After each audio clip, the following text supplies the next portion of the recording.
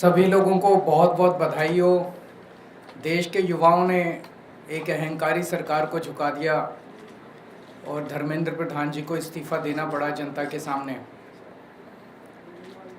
अब मेरी प्रधानमंत्री जी से निवेदन है कि लगे हाथों E20 का भी मामला सॉल्व कर दो। लोग बहुत ज़्यादा परेशान हैं, लोगों की गाड़ियां ख़राब हो रही हैं, माइलेज ख़राब हो रही है। तो इसीलिए प्रधानमंत्री जी से निवेदन है कि इससे पहले कि ये भी मुद्दा बड़ा बने, आप ही आगे बढ़ के इसको सॉल्व कर दो। तो इस दिशा में सभी लोगों को साथ लाने के लिए इस शनिवार को एक कार्यक्रम हम आयोजित कर रहे हैं, national town hall against E20। इसमें हमें उम्मीद है कि हज़ारों लोग पार्टिसिपेट करेंगे। ये सुबह 12 बजे शुरू होगा। जो लोग दिल्ली और आसपास के शहरों के लोग हैं जो फिज़िकली आ सकते हैं, वो कॉन्स्टिट्यूशन क्लब में पहुँचें, 11:30 बजे तक पहुँच जाएं। और जो लोग दिल्ली के बाहर के और फिज़िकली नहीं आ सकते, ऐसे हमें उम्मीद है कि हज़ारों की संख्या में लोग ऑनलाइन जुड़ेंगे।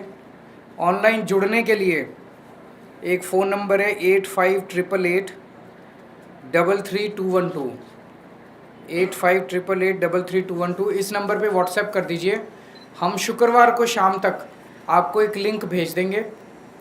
आप अगले दिन सुबह 11:30 बजे के बाद किसी भी टाइम उस पर लिंक पे क्लिक करेंगे तो आप ऑनलाइन हमारे साथ जुड़ सकते हैं। इस टाउन हॉल में हमारी उम्मीद है कि हम इस इशू पे इंटरेस्ट रखने वाले सभी एक्सपर्ट्स को, सभी पीड़ितों को, जो लोग दुखी हैं इस मुद्दे से, जिनकी गाड़ियां ख़राब हो गई हैं, जो इस मुद्दे में इंटरेस्ट रखते हैं, एक्सपर्ट्स हैं, सब लोगों को एक प्लेटफॉर्म पे लाके सबको बोलने का मौका देंगे। और आगे की रणनीति तय होगी कि इस मुद्दे पे सरकार को कैसे फोर्स किया जाए कि सरकार इस E20 को विड्रॉ करे। तो मेरी लोगों से विनती है कि ज़्यादा से ज़्यादा संख्या में इसमें पार्टिसिपेट करें। फिज़िकली आना चाहें फिज़िकली भी कर सकते हैं और वर्चुअली आना चाहें वर्चुअली भी पार्टिसिपेट कर सकते हैं। अगर आपका कोई प्रश्न है तो आप बता सकते हैं। सर, आपने कहा कि इससे पहले कि यह मुद्दा बड़ा बने, सरकार से अपील की, क्या आप लोग नेशन वाइड इसको लेकर प्रोटेस्ट की? सब कुछ करेंगे। अभी ये शुरुआत है, बीच में हो गया था। आपको याद होगा मैंने एक ऑनलाइन पिटीशन भी शुरू की थी प्रधानमंत्री के नाम। उसमें 2 लाख से ज़्यादा चिट्ठियाँ आ चुकी हैं, जिसको लेके अगले हफ्ते मैं प्रधानमंत्री के घर भी जाऊंगा, लेकिन वो इसके बाद, शनिवार के बाद। तो अभी शनिवार को इसमें ज़्यादा से ज़्यादा लोग पार्टिसिपेट करें। सर, अभी जो सरकार की तरफ से आश्वासन दिया गया था छात्रों की कार्रवाई नहीं होगी, बिहार, पश्चिम बंगाल, कई राज्यों को पुलिस एक्शन दिख रहा है, वो सही नहीं है। इस तरह से अपने ही लोगों के ऊपर इस तरह से एक्शन लेना सही नहीं है। खासकर पूरे देश के सामने सरकार ने ये वादा किया कि हम छात्रों पे कोई एक्शन नहीं लेंगे, लेकिन अब छात्रों के ऊपर पुलिस कार्रवाई की जा रही है, मुकदमे किए जा रहे हैं, लाठीचार्ज किया जा रहा है। तो इससे तो यही लगता है कि ये सरकार झूठी है, जो भी बोलती है अपने बात पे कायम नहीं रहती है। सर, आप संसद में बिल लाया जा रहा है, उसमें कड़े कानून बनाने की बात की जा रही है। 5 साल और 10 करोड़ प्रधानमंत्री के पिछले 4-5 साल के स्टेटमेंट्स उठा के देख लो, सोशल मीडिया पे खूब चल रहे हैं। 2 साल पहले प्रधानमंत्री ने पार्लियामेंट में ही बोला था कि हम ऑलरेडी कड़े कानून बना चुके हैं। फिर जो 2024 का मास्टरमाइंड था, उसको इन्होंने बड़े तामझाम के साथ गिरफ्तार करवाया। गिरफ्तार कराने की 3 महीने में उसको बेल करा दी, और अब पिछले हफ्ते CBI ने उसकी क्लीन चिट देके उसका मुकदमा वापस ले लिया।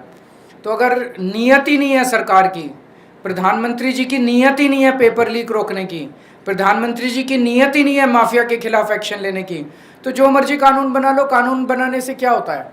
और अगर नीयत हो तो कानून तो ऑलरेडी बहुत है। अगर आपने उनके खिलाफ एक्शन लेना है तो ऑलरेडी बहुत कानून है जिनके अंदर उनको सज़ा दिलाई जा सकती है। लेकिन फिर भी कड़े कानून और बनते हैं तो हम उसका स्वागत करते हैं, उसमें कोई दो राय नहीं है।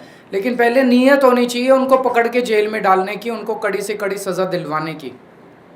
Thank you. सर, पंजाब के शिक्षा मंत्री को लेकर सवाल खड़े हो रहे हैं कि पंजाब में पेपर चोरी हुई और उसको हटाया नहीं जा रहा। ये 10 साल हमारी दिल्ली में सरकार रही, एक भी पेपर लीक नहीं हुआ।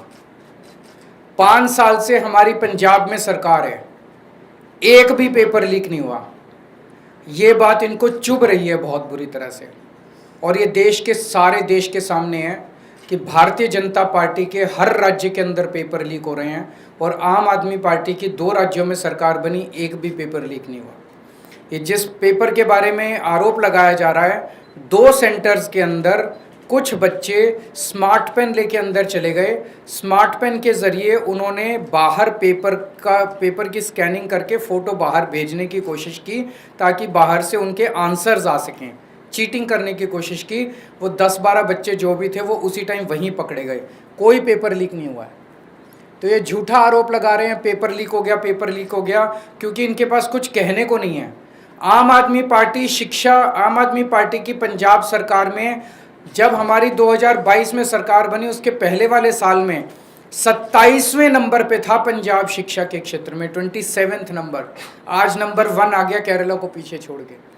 तो जो शानदार काम शिक्षा के क्षेत्र में हुआ है उसको कलंकित, उसके ऊपर गलत वो आरोप लगाने की कोशिश की जा रही है।